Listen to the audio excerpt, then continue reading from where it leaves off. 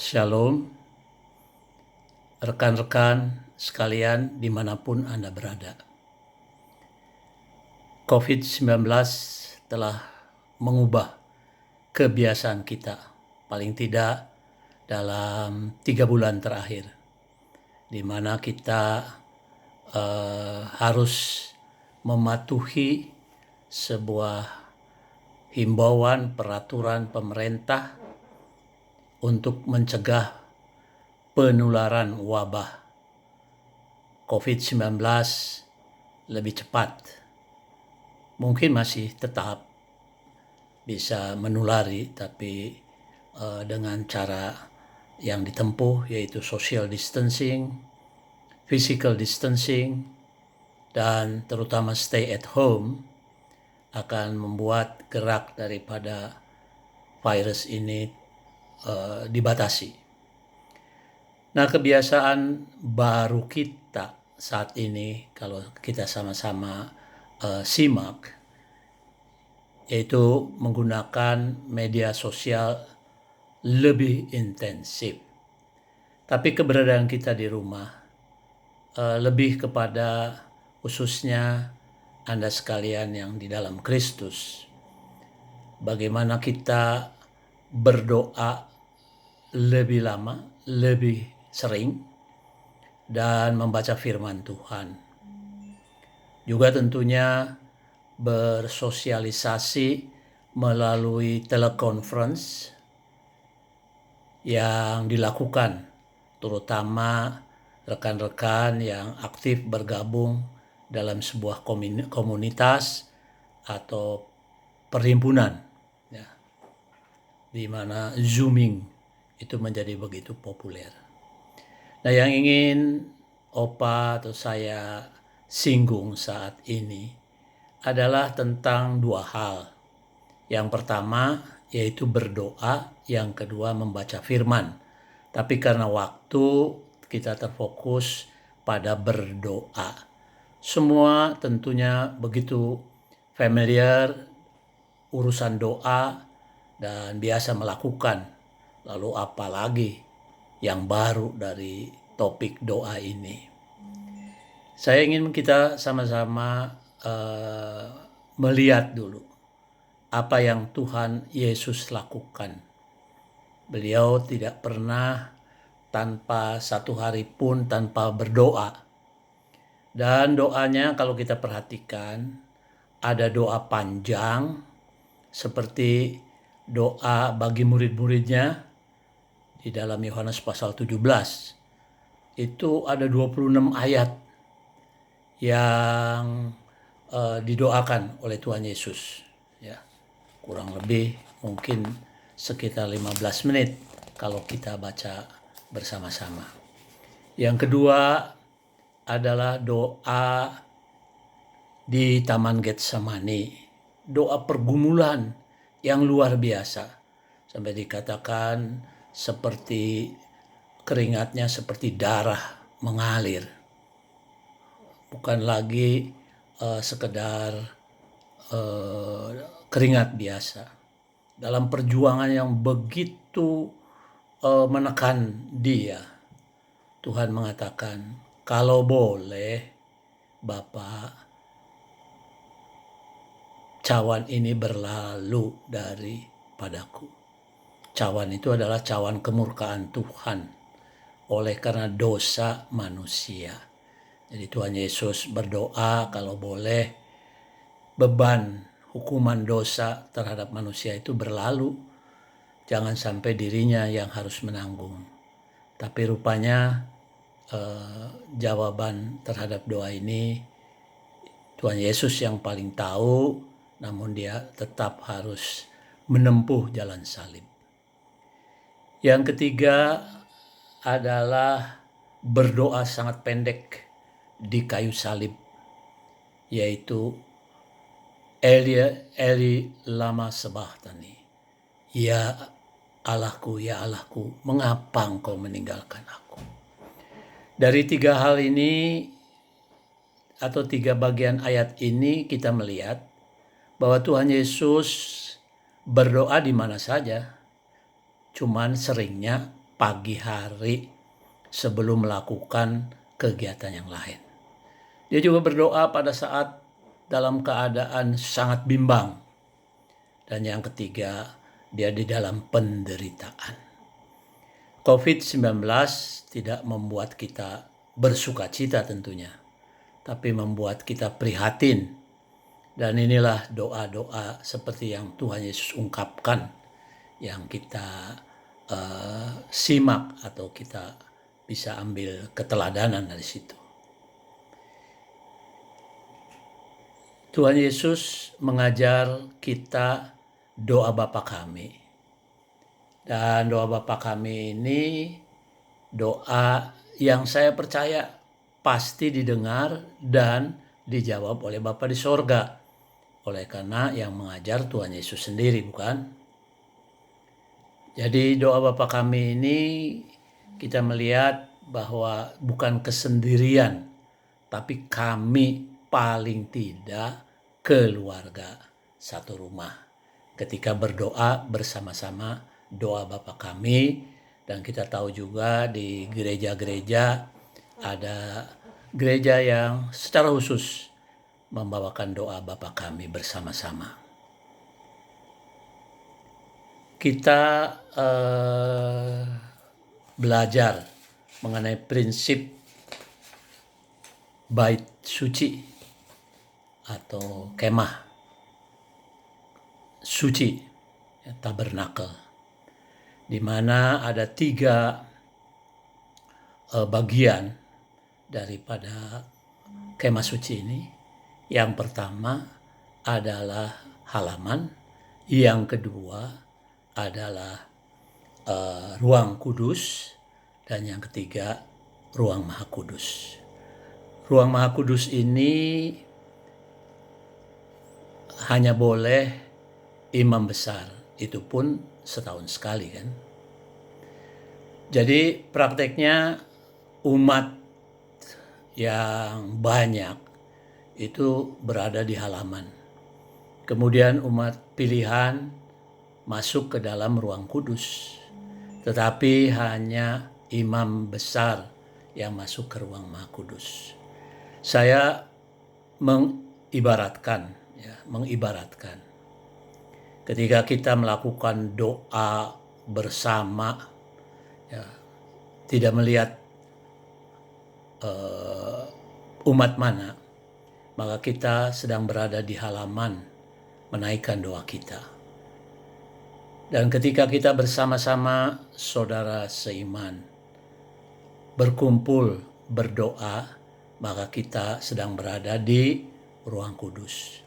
Namun di dalam kesendirian, ketika kita berdoa kepada Bapa di sorga, maka kita sedang masuk ruang maha kudus. Itu untuk membedakan di mana doa itu terkait dengan pendoa maupun kepada Bapa di mana doa itu ditujukan. Tuhan menjawab kita atas doa-doa kita. Dan kalau kita simak, ya, nomor 1 doa dalam nama Tuhan Yesus Kristus. Saya bacakan dari Injil Yohanes pasal 14 ayat 6 yang semua sudah hafal tentunya ya. Kata Yesus kepadanya, "Akulah jalan, kebenaran, dan hidup. Tidak ada seorang pun yang datang kepada Bapa kalau tidak melalui aku."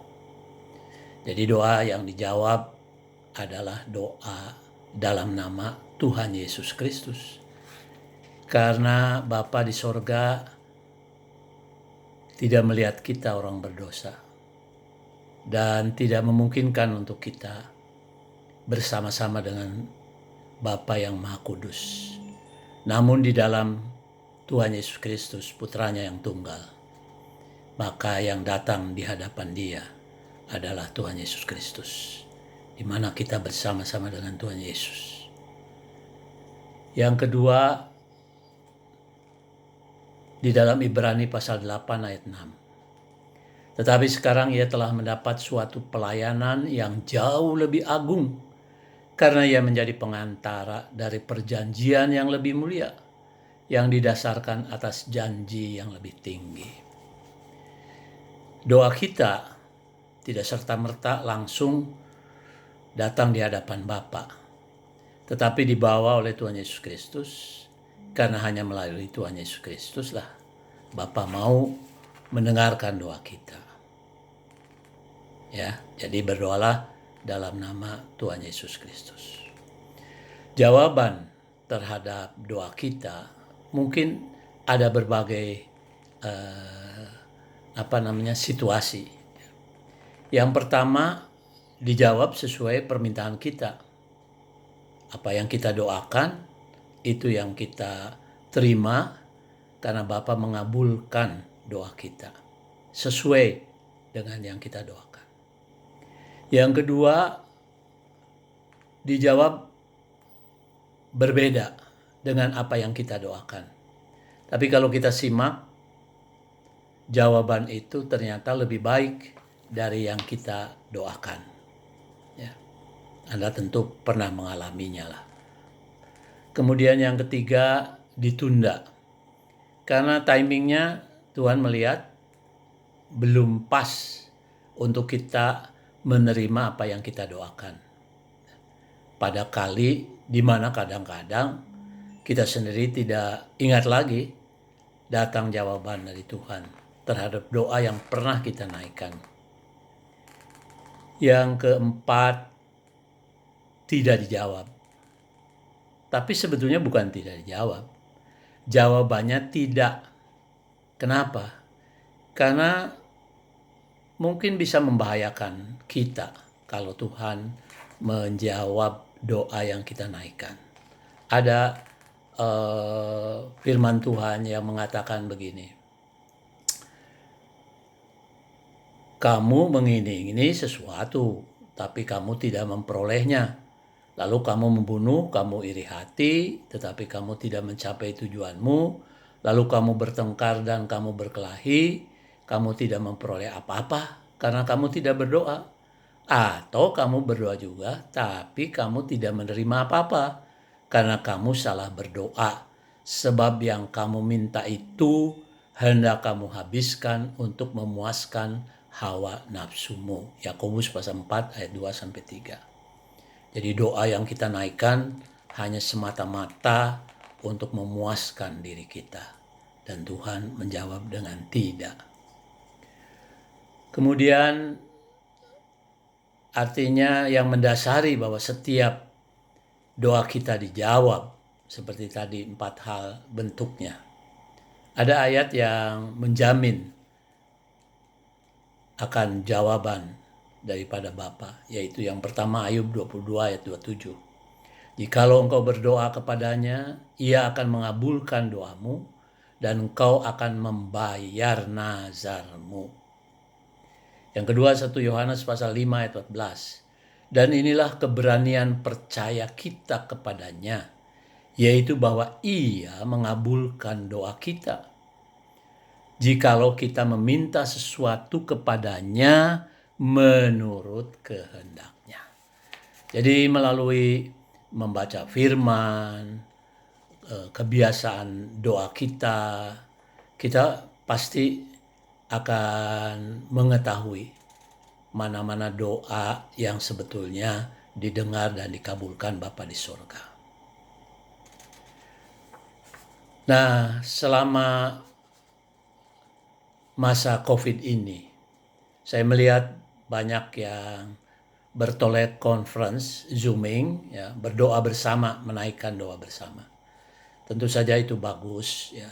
Dan doa ini khususnya kita berdoa bagi bangsa dan negara.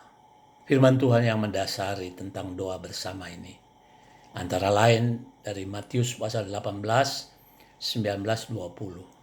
Dan lagi aku berkata kepadamu, jika 2 orang daripadamu di dunia ini sepakat meminta apapun juga, permintaan mereka itu akan dikabulkan oleh Bapa-Ku yang di sorga.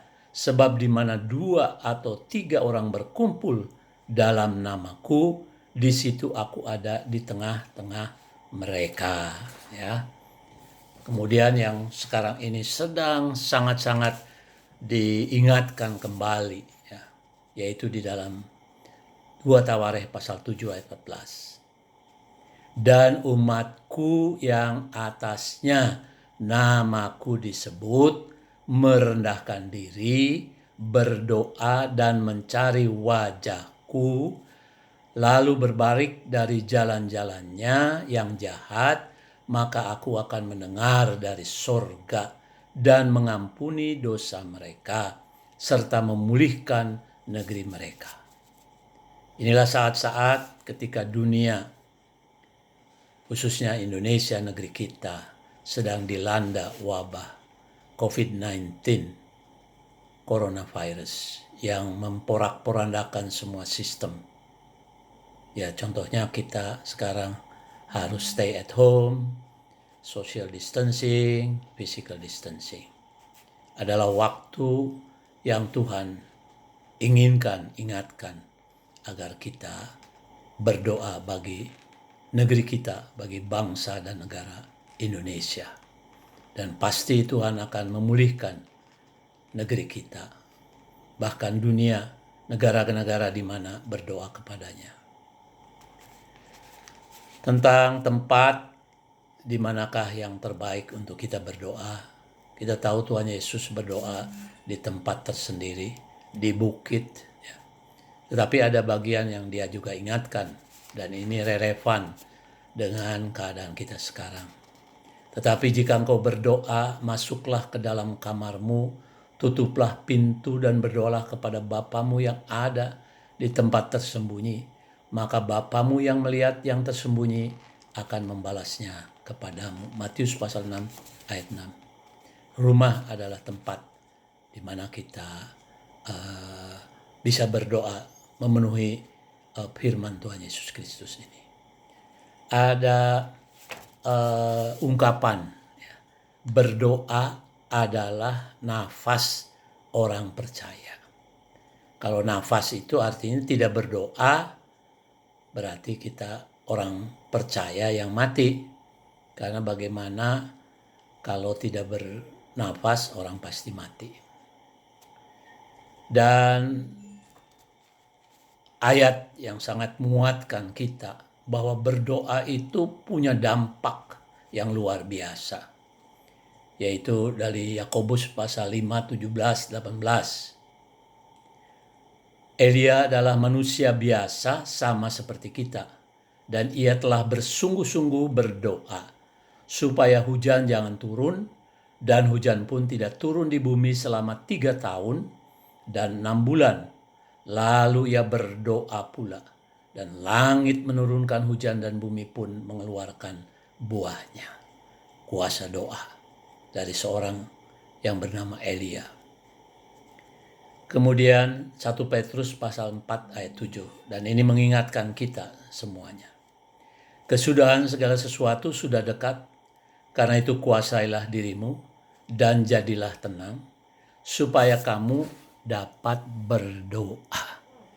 Jadi COVID-19, coronavirus, wabah atau pandemik ini yang melanda seluruh dunia dan negeri kita, mendorong untuk kita melakukan. Yang pertama, membaca firman lebih banyak, lebih sering. Dan yang kedua, berdoa lebih banyak, lebih sering, sendiri maupun dengan keluarga, dan bersama-sama dengan sebuah persekutuan atau perhimpunan yang lebih besar. Doakan bangsa dan negara Indonesia agar kembali pulih secepatnya. Tuhan Yesus memberkati. Amin.